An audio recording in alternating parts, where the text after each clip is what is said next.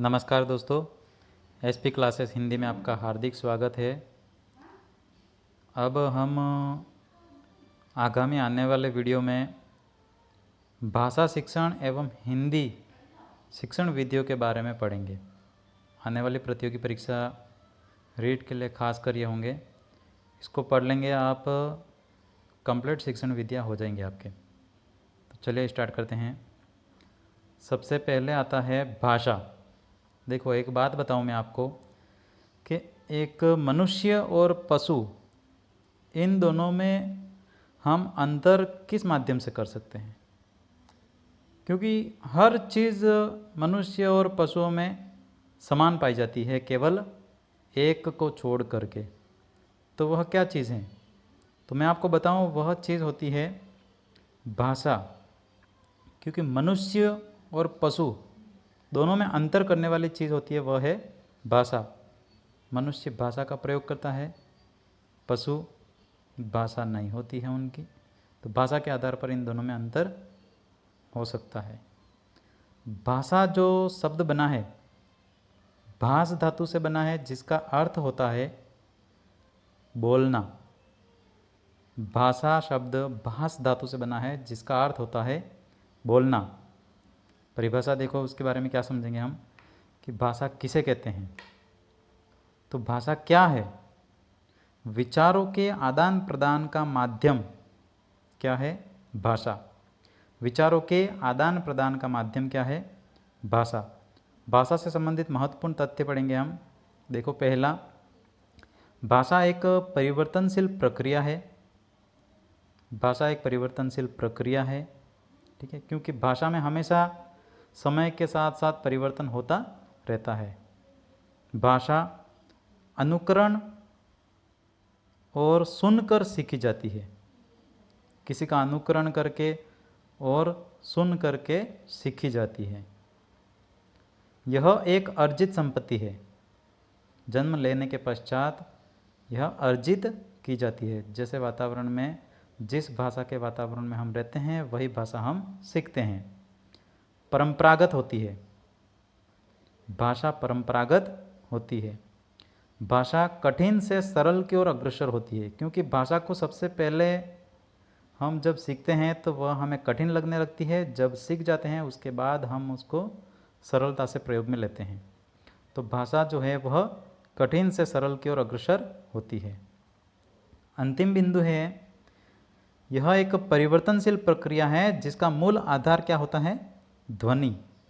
क्योंकि जो एक भाषा की सबसे छोटी इकाई होती है वर्ण, वर्ण होता है ना, तो वर्ण तो लिखित रूप है, लेकिन मौखिक रूप में भाषा का सबसे छोटी इकाई जो होती है वह होती है ध्वनि। तो जिसका मूल आधार, भाषा का मूल आधार क्या है? ध्वनि है। आगे देखें अपन, भाषा की मनोवैज्ञानिक प्रवृत्तियाँ। भाषा की मनोवैज्ञानिक प्रवृत्तियाँ, पहला देखो, जिज्ञासा, प्रयत्न, तत्परता, अनुकरण, लास्ट है अभ्यास। तो जिज्ञासा में क्या देखो? नए शब्द जानने की इच्छा।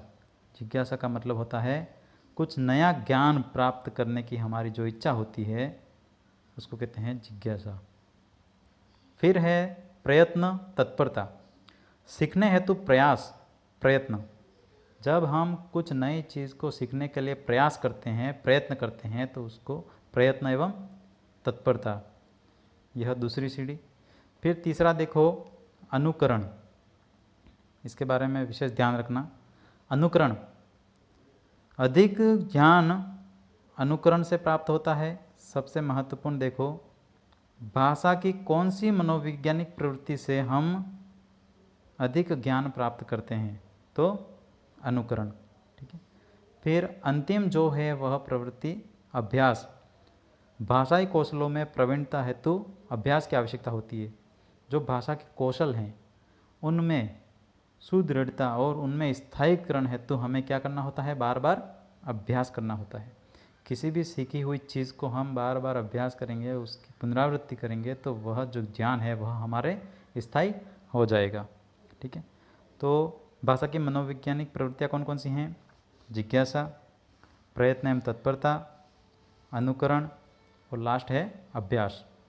तो इनको आपको याद रखना है। भाषा सीखने की प्रक्रिया, बिंब, देखो बहुत बार ये प्रश्न आ चुका है। भाषा सीखने की प्रक्रिया और बिंब कितने होते हैं? 4। पहला कौन सा है? दृश्य बिंब, श्रुति बिंब सुनने से, विचार बिंब और लास्ट है भाव बिंब। दृश्य बिंब देखना, श्रुति बिंब सुनना और विचार बिंब। देखो विचार बिंब जब होता है, जैसे कोई वस्तु अनुपस्थित होती है तब हम उससे संबंधित कुछ विचार उत्पन्न करते हैं, हमारे मन में विचार आते हैं, कल्पनाएं करते हैं ना। जो चीज़ हमारे समक्ष नहीं है उसके बारे में हम विचार करेंगे तो विचार बिंब। और भाव बिंब, भाव बिंब देखो एक प्रश्न यह भी आता है कि भाषा को सीखने की प्रक्रिया में या फिर भाषा बिंबों में किसका संबंध सीधे हृदय से होता है? तो वह है भाव बिंब। तो भाव बिंब का संबंध किससे होता है? सीधे हृदय से होता है। ठीक है, तो ये तो थी इसकी बहुत महत्वपूर्ण जानकारी। आगे वाला वीडियो हम बहुत ही जल्द पढ़ेंगे। देखिए, धन्यवाद। चैनल को लाइक और शेयर सब्सक्राइब ज़रूर कर दीजिएगा ताकि दूसरे लोगों को भी फ़ायदा मिले। जय हिंद।